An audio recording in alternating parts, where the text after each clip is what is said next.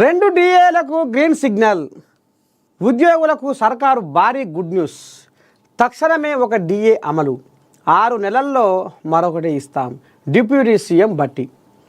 మహిళా స్వయం సహాయక బృందాల సభ్యులకు ప్రమాద బీమా.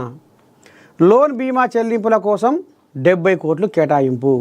సన్నబొడ్లకు 500 బోనస్ కొనసాగింపు. ప్రతి గ్రామానికి బీటీ రోడ్లు వేయాలని నిర్ణయం. 86.1 కిలోమీటర్లు 75,000 కోట్లతో ఫేజ్ 2 మెట్రో విస్తరణ. కొత్తగూడెంలోని హెల్త్ సైన్స్ వర్సిటీకి మన్మోహన్ సింగ్ పేరు. ములుగు జిల్లా ఇంచర్లలో ఆయిల్ ఫామ్ ఫ్యాక్టరీకి 12 ఎకరాలు కేటాయింపు. కీలక నిర్ణయాలు తీసుకున్న తెలంగాణ క్యాబినెట్. నిర్ణయాలు వెల్లడించిన మంత్రులు భట్టి, పొంగులేటి. 5 గంటల పాటు జరిగిన సమావేశం. అనేక అంశాలపై డిస్కషన్. మొత్తానికి ఉద్యోగులకు తెలంగాణ సర్కారు ఒక రామసక్కని శుభవార్త తెలిపింది. 2 డిఏలు ఇవ్వాలని నిర్ణయించింది. ఇదే విషయంపై డిప్యూటీ సీఎం ఆర్థిక మంత్రి భట్టి విక్రమార్క ప్రకటన చేశారు. తక్షణమే ఒక డిఏ ఇస్తున్నట్లు తెలిపారు. 2వ డిఏను మరో 6 నెలల్లో ఇస్తామని వెల్లడించారు.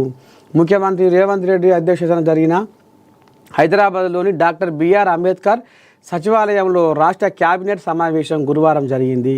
ఈ సమావేశంలో పలు ముఖ్యమైన ప్రజా సంక్షేమ పథకాలపై చర్చించారు. అనంతరం క్యాబినెట్ తీసుకున్న నిర్ణయాలను మంత్రులు భట్టి విక్రమార్క, పొంగులేటి శ్రీనివాసరెడ్డి వెల్లడించారు. రాష్ట్ర వ్యాప్తంగా రోడ్ల అభివృద్ధికి భారీగా నిధులు మంజూరు చేసింది. హైదరాబాదు మెట్రో ఫేజ్ 2Bకి కూడా ఆమోదం తెలిపింది. మొత్తానికి ఇక మరి సర్కారు ఉద్యోగులకు ఇక మరి సర్కార్ అయితే భారీ గుడ్ న్యూస్ చెప్పుకొచ్చింది. 2 డిఏలు అయితే ఇస్తాము, ఇక ఇది ఇప్పుడే తక్షణమే ఇస్తాము, ఇంకోటి ఏమో జర్రంత సైసుర్రి ఒక 6 నెలలు టైం పడుతుంది అనేది చెప్పుకొస్తుర్రు. ఇక చూడాలి మరి ఇక ఉద్యోగస్తుల ఆనందం ఎట్ట ఉంటుంది, ఏంది ఏం కథ అనేది చూద్దాం.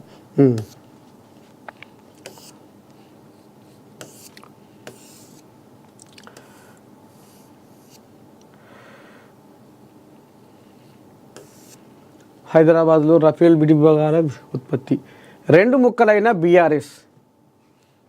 చూస్తున్నారులా, 2 ముక్కలైన బీఆర్ఎస్. కవిత మహాధర్నాతో క్లారిటీ. కేసీఆర్ కోసం ధర్నా చేస్తే కానరాని బీఆర్ఎస్ శ్రేణులు. హైకమాండ్ ఆదేశంతోనే దూరంగా ఉన్నారని టాక్. 10 ఏళ్ళు తెలంగాణ రాష్ట్రాన్ని ఏకఛత్రాధిపత్యంగా ఏలిన బీఆర్ఎస్ పార్టీ 2గా చీలిపోయింది.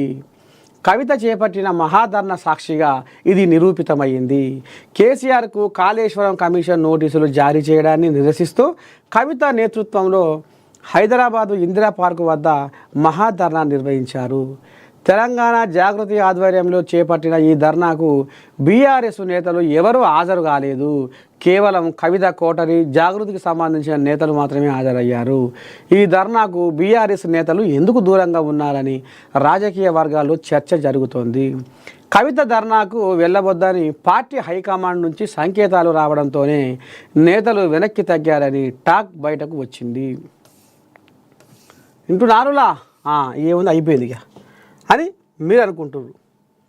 అయిపోయింది, బీఆర్ఎస్ పని అయిపోయిందని మీరు అనుకుంటున్నారు.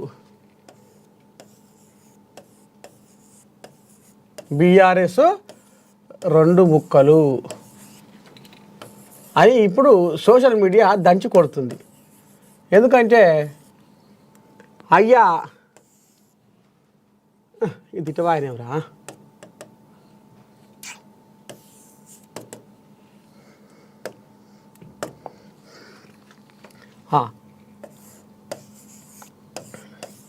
బీఆర్ఎస్ 2 ముక్కలు,